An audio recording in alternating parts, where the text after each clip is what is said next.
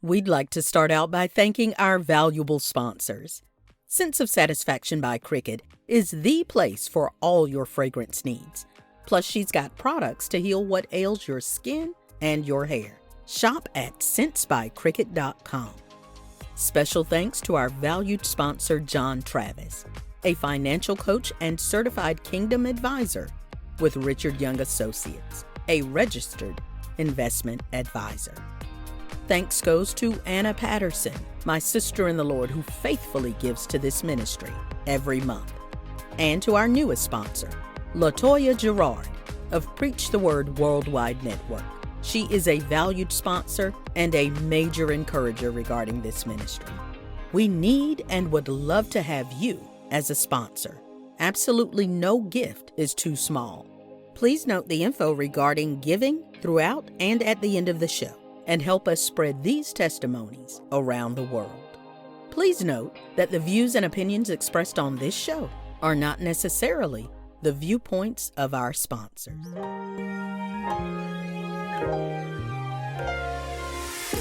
It's time to hear the story, make the connection, learn the lesson, and gain the wisdom. Are you ready? Let's get charged and be changed. The Sister Speak Brother Break Show. Conversations on grace, healing, and deliverance. This is Marcy Bush. Come on, let's journey together.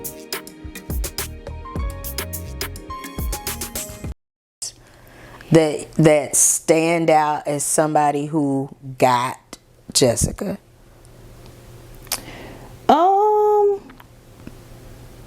I would say if it was one that stood out, I think her name was Miss Robinson. She was a black lady at South Aiken. I think she was the like the culinary arts slash like life skills type teacher. Mm-hmm. I won't say necessarily that she got me, but because she had that open door policy, it made it easy for me to kind of talk to her. And even at one point, she allowed me to do something which is a segue of something that Mama taught me that I didn't realize at the time. What? So there is one thing that stands out in school, and it had nothing to do with school though. Mm-hmm. There's this place in Aiken that's called Helping Hands. Mm-hmm. And most kids go there who parents may be going through something and can't take care of them at the time, or they're going through something, or but I didn't know as much about it when I was younger. I just the talk in school those were kind of the outcast kids. Mm-hmm. And so there was I was in my English class, and there was a young girl named, and she came in, and she was a new student, and she sat down, and nobody was really talking to her or whatever. So I just started a conversation with her, and I was like, "You can share a book with me." So at lunch, I guess she didn't really know anybody, so I was like, "You can sit with me." And that's just kind of how it started as a friendship. Mm-hmm. I, at the time, did not know she was from Helping Hands. Mm-hmm. I probably wouldn't have cared, because I wasn't the type to like just outcast somebody I didn't know her circumstance. Right.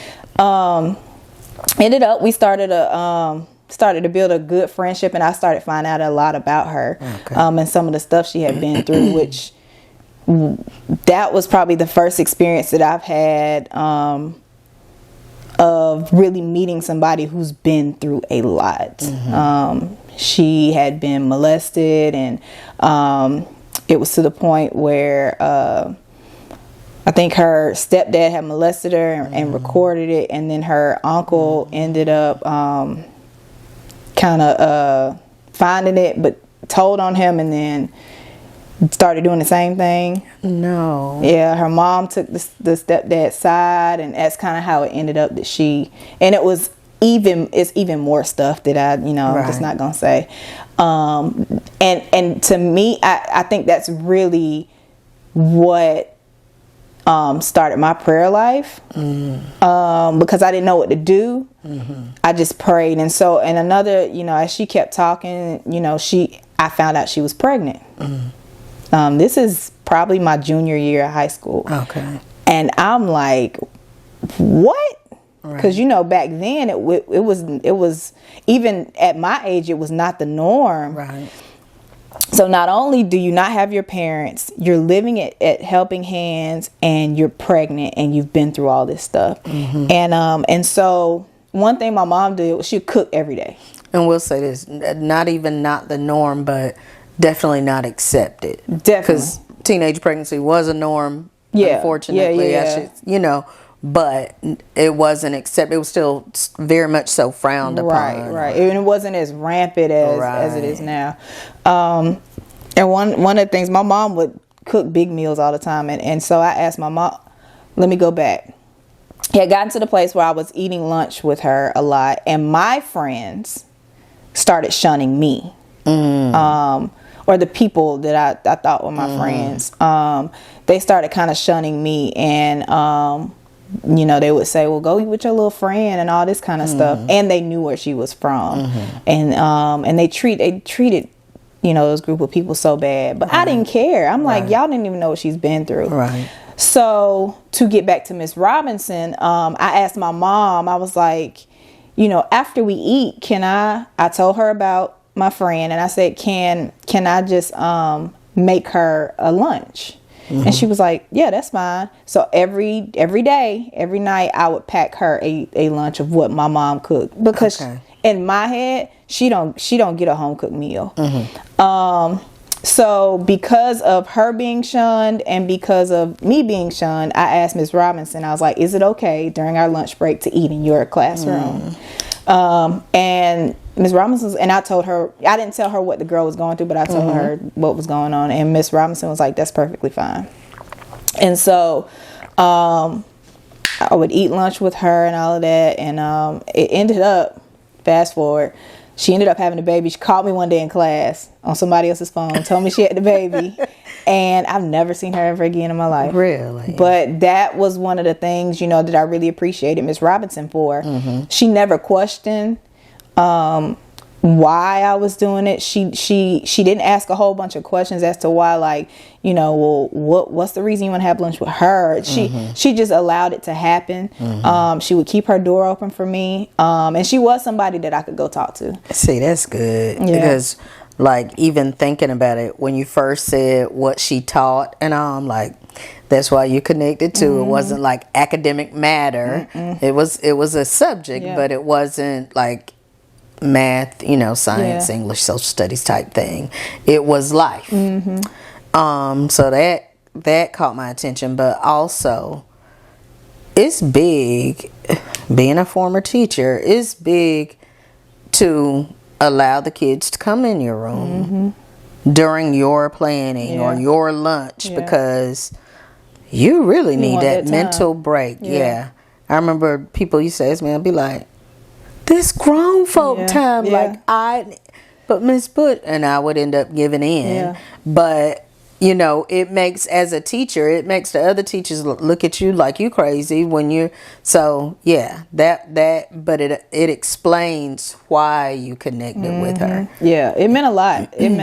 And I know it meant a lot to her as well, my friend. And I look back, being older now, I'm like, man, those times when Mama took us to the nursing home, made us go visit, all of our family, all of that stuff, and just being a servant.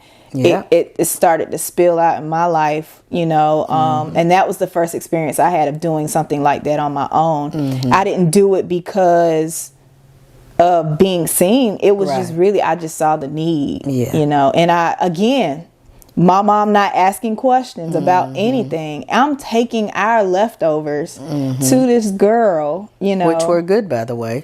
Which were great.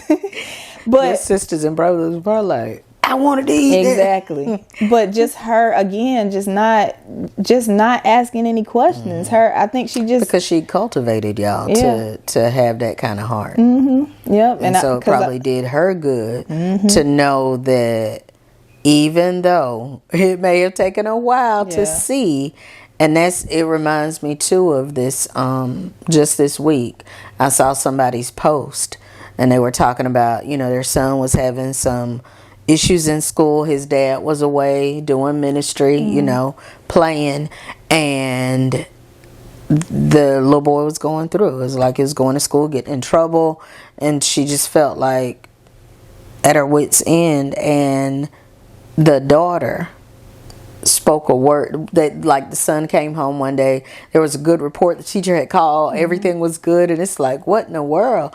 And I think she asked her son, like, what happened? And it was his sister that had encouraged him to pray and to do this and to do that. And and I say it's difficult raising the littles. Young people ain't what young people used to be. Oh no. And so many times you're putting it in, but you're not sure if they're getting it. Right. And then one day you see the flowers. One day it's like, man, okay, the seeds are forming. We forget that it's a process. Right. Bishop been talking about process. Right. And it's just that time in between. You're doing what you know to do, not knowing if it's enough. And one day you see, okay, it wasn't in vain. Right. Yep. You're definitely right. So, that was a defining moment in school, because like I was saying, most of yours probably come from church or family life. Most of your memories, none of them had to do with schoolwork. Right. None of that. I can't remember any relationships. It was definitely relationships. I always say I went to school to be social. I did not go to school to learn. And I don't know. So let's carry on that school theme. When you got out of high school. Ooh. So when I graduated, I think my mama gave me about a week, 2 weeks, and we sat down and she said, okay, you're either going to go to college and have a part-time job, or you're going to find a full-time job or 2 part-time jobs. Okay. That was the choice. You need to start paying rent to live here. Of course, went to college. Thought that was going to be the thing. No. What was your major? Physical therapy. Okay. Pre-physical therapy. It was something my mama put in there. Because I had no clue. Not until I got older did I understand the arts was my thing. And still not knowing my learning. Because if I'd have knew that, I would have never went to college. Okay. Because that's worse than high school. You're sitting through lectures for 2 and 3 hours. Yeah, no. I never went to class. None of my classes. I might have popped up once or twice. Okay. I think at one point I was like, I'm gonna give it my all. And I sat in there for 30 minutes and was like, so it was a social thing again. And my mom was like, yeah, you need to be done. How long did it take for it to come out that it was a social thing? It might have been a year. I might have went for about 2 semesters until I got on academic probation and got darn near kicked out. Like I said, we have a lot in common. So yeah, it was probably about 2 semesters. After that, but you were leaving every day. Every day. You left and actually went to campus. Went to the campus. Went to like the computer lab. I was on the computer all day. MySpace. Doing. And would look at my watch, knowing I needed to be in class. I just could not get myself to do it. I was like, I can't. And mama knew it. Right. Well, see, social media was not out when I went to college. I'll say I wasn't aware of any. Right. But same thing, leave home every day, take that 25-minute drive, go on campus, straight to the apartments. Like, that you did not stay in? I did not stay in. Yeah. Or either I'd be spending the night with my friends or like, and I mean, during that time, and it's sad, but during that time, you become a professional liar. Oh, yeah. Or deceiver. Yeah. Yeah. Because you leaving. Yeah. You looking like you studying. Any studying that gets done is probably going to get done at the house just so they can see you with a book open. I didn't even buy the books. Oh, gosh. I didn't buy the books. Yeah, it was bad. it was bad. But anyway, so carrying on. Ended up getting pretty much like 2 part-time jobs. I worked at Target and then worked at the shop, and it was rough because I worked shop. Bush's Auto Service. Okay, with my grandfather. Okay. So I would work like 4 a.m. to 12 at Target, and then from whenever I got off from Target, I went straight to the shop. Okay. Was there till 6 o'clock, and Bible study, choir rehearsals after that. You know, meetings at the church. So I was just in that. So when the weekend come, I was just out in the streets. Okay. So between, I guess, when I got out of high school and my next transition of moving, I was just living. That's it. I literally was just living. There was nothing grand going on in my life at that time, like at all. And then from there, that's when Kevin popped up and was like, which was weird. I think that was the first experience I had with Kevin that wasn't like us just playing outside or us just joking around. He came in my room, and I'm trying to think if Jill was home. I think she was home. Jill was home. He was like, "Hey, come here. Me and Jill want to talk to you," which is rare. Like we didn't really have that the relationship yet. Right. So when he did that, I was just kind of like, okay. So we go in the room, and I think at this time I might have been 20, 21. And he was like, my sister was just moving from Florida to Tennessee to go to med school. He was like, why don't you move with Jill? And I was like, what? Never been out of South Carolina other than, to go visit Jill in Florida. Or grad school for her doctorate, right? Yeah, so not med school, but grad school for her doctorate, because I think she did her bachelor's and master's, if I'm not mistaken, at FAMU. Yeah, and so then she was leaving there to go start her doctoral stuff, if I'm not mistaken. Okay. Yeah, sorry, Jill. But yeah, so when he brought, I was like, no. He was like, you ain't never thought about going. I was like, no. That's what? Nashville? That's for white people. I was like, what?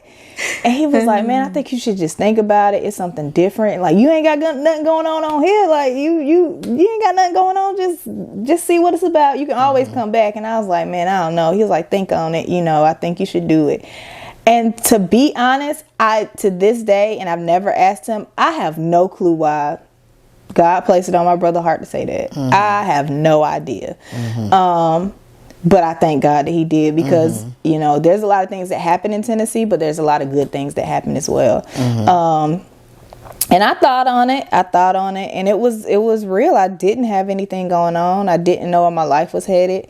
And then it was time to have the conversation with Mama. And so Kevin was like, I'll go in there with you. So we go to talk to Mama. She's like, no, she ain't ready. That was all she said. And I was like, Mom, and this is where boldness kicked in. And I looked at my mama, and I let her say no, and I let her give her reasons. And I said, well, Mama, I'm grown. Ooh. I did. I said, Mom, I'm going whether you say yes or no. Okay. And it I was like, I've already made my decision. Like, and it wasn't, I said it in a way so it was not me being disrespectful or anything, but it was just to let her know, like, I gotta do something else, like, because this ain't gonna cut it, know. And I moved. It was not the greatest transition, because with church I was over everything, right? So I was having to leave all my little brothers and sisters. Pastor wasn't that happy about me leaving. I'm still trying to sit in that room with you telling Big, yeah, I'm gonna do it. And I do remember around that time, because I think I talked to, I know I talked to her at least once, I think 2 or 3 times, like, Big, she ain't ready, Marcy. And I'm like, but Big, like, just let her have the experience. Like, Marcy, and I to this day, I don't know why, it was just like, she ain't ready. She ain't ready. I guess because she hadn't seen responsibility or maturity to kick in. Because I still felt like we don't want any of as parents. I know for me, you don't want your kids to fall on their face. No, you don't like. We want to keep our kids as safe and sound and as possible. Right. And so maybe just the thought of you being away. Yeah. I mean, it was scary for me too, but I feel like it was just something, like you said, that I just needed to experience. I can always come home. That was my thought pattern. Like, if anything, I'll just come home. And so, there was a tough it was a scary conversation. But like I said, I appreciate my brother walking with me through it, holding my hand, because what's crazy is now that I'm, this age, and I look back at that moment, who he is now kicked in right there. Because like I said, there's even moments now I don't really know how to handle him, because we didn't have that type of relationship growing up. And so when he did that, I didn't. I was like, this, but seeing who he is now, I'm like, oh, it's always been in there. It's just it was a certain moment where it had to kick in. But so I moved. They drove me down there in my car. And so the whole family went down there. I moved in with Jill, and that's when life began. It started out great. I got a job working in the mall up there. And then how much older is Jill than you? I think we're 5 years apart. Okay. Yeah, because I think me and Kevin probably never went to the same school. Never went to the same school. Me and my sister are total opposites. Slept in the same bed for years. Couldn't stand it. Neither one of us. She'll tell you I think one of the worst things was I grit my teeth at night, and she would kick me. I did too. Yeah, like it was. So we shared a room for years, but at some point, did y'all get bunk beds that Never. were apart? Y'all stayed in the same bed? Until she moved to I thought I college. remembered a different bed over here. When I was by myself. Oh, really? Yeah, we slept in the same bed for years. So even when I got ready to move, like I think me and her, our relationship kind of got a little close. Like when she was in Florida, because when we were going through stuff with our parents, like I would call her a lot, crying, and just confiding in her. So when I got to Tennessee, I kind of built our relationship off of that. And so, like I said, I ended up got a job, and I think I was there because my mom, that was one of the things. She was like, you need to find you a job before you move. And I'm like, how am I gonna do that? I don't even know what's out there, She was trying to make so many excuses on why I could not go. And I'm like, Mom, I'm going, And so I get there, and at that time I felt like I had something to prove. I was like, I got to prove that to my mama that I got this. Get out there. I think I was there for 2 weeks, got a job. I didn't even think it was that long. Yeah. I know it was quick. Yeah, got a job. Well, actually, it might have been quicker than that. I think it was like a week. Yeah. It would probably have been a week, but I got promoted in 2 weeks. Okay. Yeah, so I went in there. This is my first, other than working at Target or working at the grocery store or something like that, or the shop, that was my first real job, and I got promoted to assistant manager within 2 weeks, which was, I was like, wow. So was working, didn't know anybody, and then through working at the mall, I started building some relationships. Was going to church, went to church with my sister, but for me, it was because she went to a mega church out there in Tennessee, and I went, but I felt like it wasn't, I couldn't, because it was hard for me to see how to get involved. And because of the fact that Mama always had us doing stuff in church, I can't just go to church and go home. I don't know. It just didn't feel right. And then from there, and I don't know if we're going into this part of it. Wherever you want to go. Okay. I actually stopped going to church. Okay.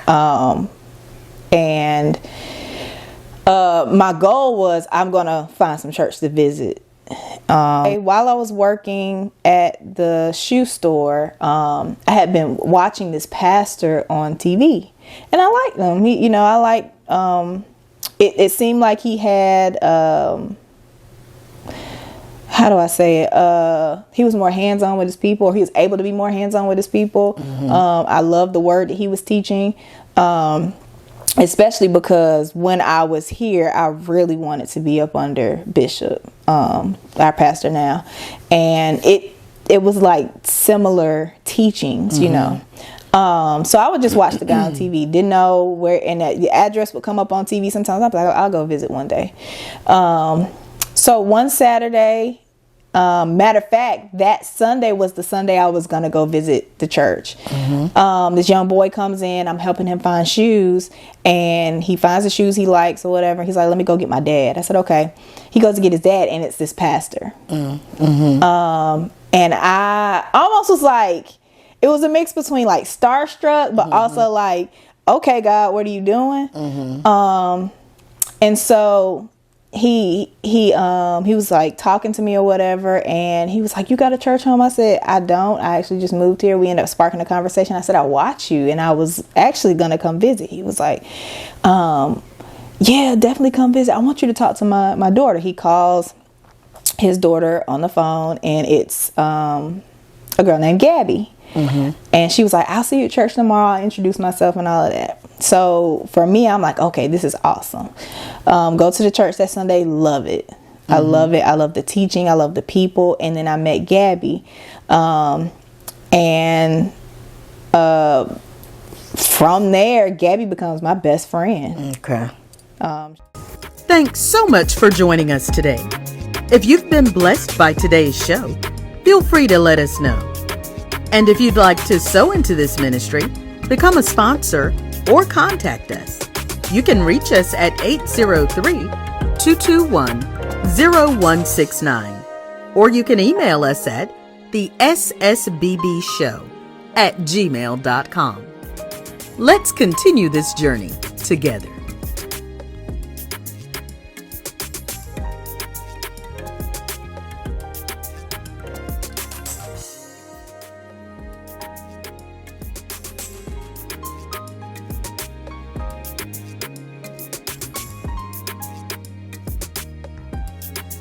We need and would love to have you as a sponsor. Absolutely no gift is too small.